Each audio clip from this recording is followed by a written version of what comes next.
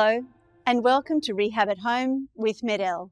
In this episode, you'll meet Mary Jane and her husband Nick. Mary Jane has single-side deafness. We'll find out about her decision to get a cochlear implant and what changed for her, and what activities helped her develop her listening skills. I had to go and find an ENT. He diagnosed me as having Meniere's disease, which had affected my left side. He couldn't tell me whether it would affect my right side at all. So I decided that I would go for a cochlear implant. To improve how I understand speech, I find using an audiobook has been the most helpful thing. Sometimes I might listen for a couple of chapters, sometimes I might listen for an hour or so. For me to use an audiobook, I will go into town to my local library. I will find a book, hope that it is available as an audiobook, or I will go looking for an audiobook first and then go into the library and order that book.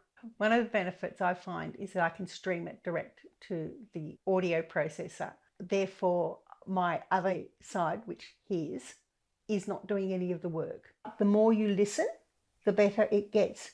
When I'm in a group situation, I find that the noise can be quite overwhelming. I find that I have to focus on one person to talk to so that I don't get swamped by all the different conversations that are happening around. One of the really helpful activities that we practiced was actually a sound location.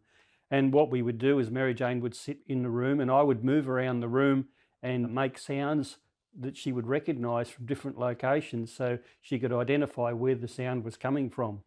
Listening to recorded speech through your audio processor alone is essential rehabilitation if you are like Mary Jane and have normal or nearly normal hearing in one ear and use a cochlear implant in the other.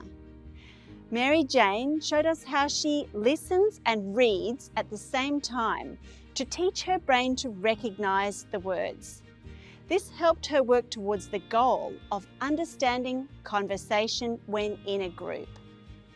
When you are in group conversations, turning to face the person talking helps because you can use speech reading clues.